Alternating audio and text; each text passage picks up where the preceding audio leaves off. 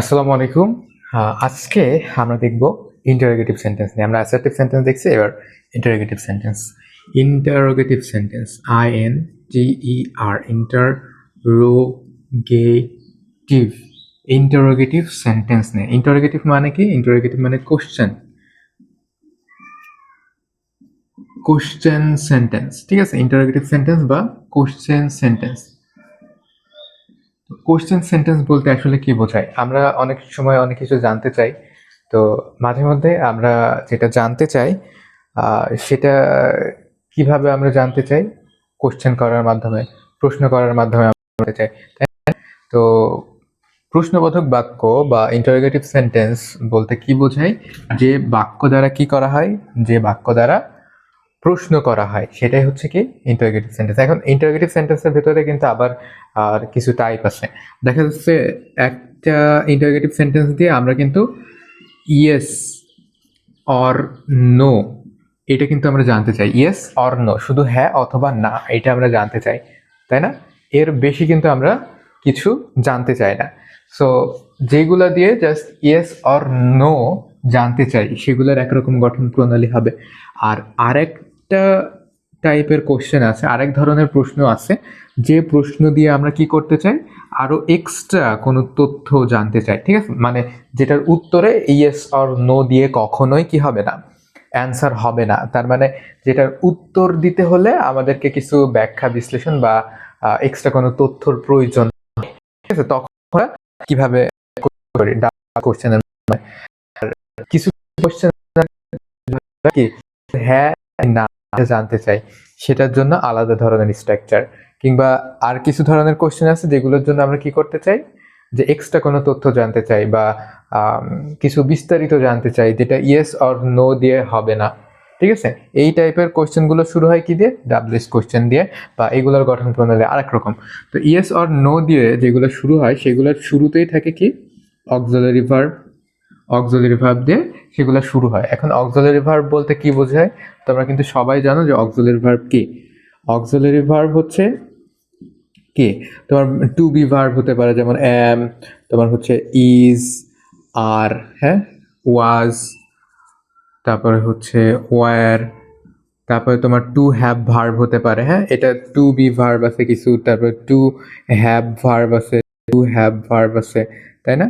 যেমন have, has, had, হ্যাঁ, এইগুলা।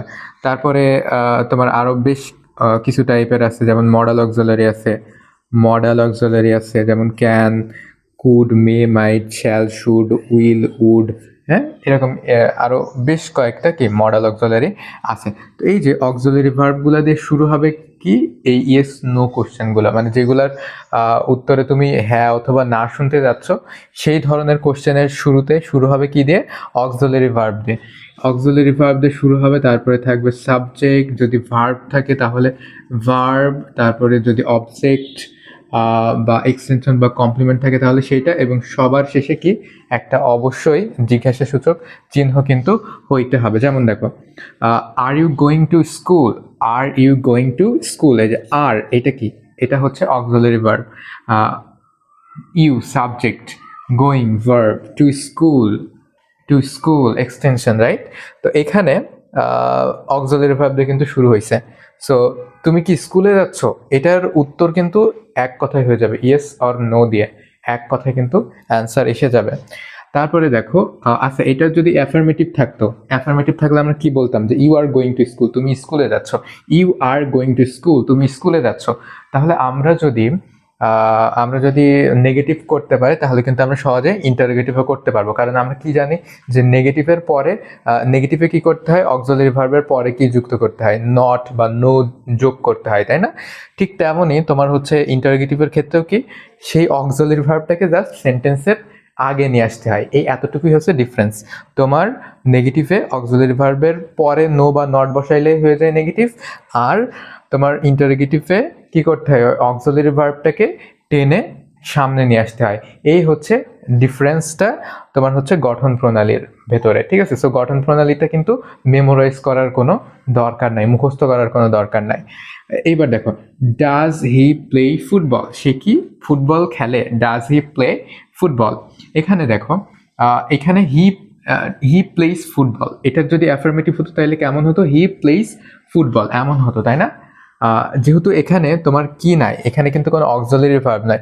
আমরা কি জানছিলাম নেগেটিভ করার ক্ষেত্রে, অক্সিলারি ভার্ব যদি না থাকে তাহলে আমরা কি নিয়ে আসবো, টু ডু ভার্ব নিয়ে আসবো, যেমন হচ্ছে ডু, ডিড অ্যান্ড হচ্ছে ডাজ, তাই না। এইগুলো নিয়ে আসার কথা কিন্তু আমরা বলছিলাম। সো নেগেটিভের ক্ষেত্রেও কিন্তু এইগুলো নিয়ে এসে নট লাগাইতে হয় বা নো লাগাইতে হয়। ঠিক তেমনই ইন্টারোগেটিভের ক্ষেত্রেও কিন্তু কি করতে হয়, এই ডু, ডিড অথবা ডাজকে কোথায় নিয়ে আসতে হয়, সামনে নিয়ে আসতে হয়, ঠিক আছে। এই সামনে নিয়ে আসলেই খেল খতম, ঠিক আছে। তো এখানে দেখো, auxiliary verb, subject, verb and হচ্ছে অবজেক্ট। আচ্ছা, এইটা দেখো, ক্যান ইউ হেল্প মি, তুমি কি আমাকে সাহায্য করতে পারো, ক্যান ইউ হেল্প মি। আচ্ছা, এটাকে আরো ভদ্রভাবে বলা যায়, could you please help me, could you please help me, আরো ভদ্রভাবে কিন্তু বলা যেতে পারে। ওকে, তো এটাতে আসলে কেমন হচ্ছে, এটাতে মডাল অক্সিলারি, এটা কি, এটা কিন্তু মডাল অক্সিলারি, তাই না। এই আরটা কি, এটা কিন্তু টু বি, তোমার হচ্ছে অক্সিলারি ভার্বের ভিতরে কি টু বি ভার্ব। তোমার এটা কি, এটা হচ্ছে মডাল অক্সিলারি। এই ডাস কি, তোমার অক্সিলারি ভার্বের ভিতরে কি টু ডু ভার্বের ভিতরে একটা। সো যাই হোক না কেন, তোমার অক্সিলারি ভার্বটা সেন্টেন্সের শুরুতে আসবে। আর can you help me, does he play football অথবা are you going to school, এগুলোর উত্তর কিন্তু অথবা নো হয়।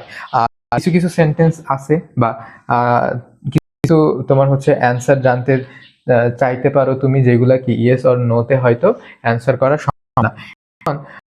তুমি এখানে অতিরিক্ত কোনো তথ্য দাও তাহলে কিন্তু তোমাকে বোকা লাগবে, তাই না। আর যেই সব কোশ্চেন দ্বারা ইয়েস অর নোতে হবে না, ঠিক আছে, আমাদের এক্সট্রা তথ্য লাগবে, অর্থাৎ যেটা জানতে চাইছে সেইটা লাগবে। তাইলে কি হবে, যেমন মনে করো সব থেকে কমন একটা ইংরেজি, what is your name, what is your name, তাই না, খুব কমন একটা তোমার হচ্ছে ইংরেজি শব্দ। আচ্ছা, তো আরো বেশ কিছু ইংরেজি শব্দ আছে, হোয়াট ইজ হ্যাপেনিং হেয়ার, অথবা আরো অনেক কিছু আছে, যেমন হু ইজ কলিং মি, কে আমাকে ডাকছে।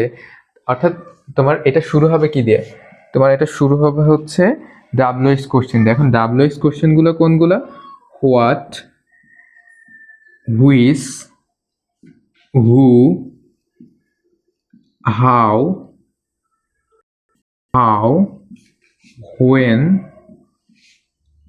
when, and হচ্ছে হট বলছি, ওকে, হাউ, আচ্ছা, হুম, ইত্যাদি ইত্যাদি, কিন্তু আরো অনেক ডাব্লিউএস কোশ্চেন আছে। এখন ডাব্লিউএস কোশ্চেনের ভিতরেও কিন্তু পড়ার অনেক কিছু আছে, ডাব্লিউএস কোশ্চেনের ব্যবহারগুলো জানার মতো অনেক কিছু আছে, রাইট। আচ্ছা, তো এই যে ডাব্লিউএস কোশ্চেনগুলো দিয়ে কিন্তু তোমার সেন্টেন্সটা শুরু হবে। এখন গঠন প্রণালীটা কেমন হবে, গঠন প্রণালীটাও কিন্তু খুবই কমন হবে, অর্থাৎ তোমার জাস্ট ডাব্লিউএস কোশ্চেনটা দিয়ে শুরু হবে, আর অন্যান্য বিষয়গুলো তোমার সেই এই যে অক্সিলারি ভার্ব, তারপরে হচ্ছে তোমার হচ্ছে সাবজেক্ট, তারপরে অবজেক্ট, এই কায়দায় কিন্তু চলে আসবে, ঠিক আছে। তো ডাব্লিউএস কোশ্চেন দিয়ে শুরু হবে, তারপরে তোমার হচ্ছে সাবজেক্টও থাকতে পারে অথবা অক্সিলারি ভার্বও থাকতে পারে, অর্থাৎ এইভাবে হবে তোমার WS question auxiliary verb, subject, verb, object, এই কায়দায় হতে পারে। অথবা এমন হতে পারে ডাব্লিউএস কোশ্চেন তোমার হচ্ছে সাবজেক্ট, ভার্ব, অবজেক্ট, এইভাবেও কিন্তু হতে পারে, ঠিক আছে। এখন ডাব্লিউএস কোশ্চেনের ভিতরে পড়ার মতো অনেক কিছু আছে। তো নেক্সট আমরা জানবো ডাব্লিউএস কোশ্চেনের পরে ট্যাগ কোশ্চেনের ব্যাপারে।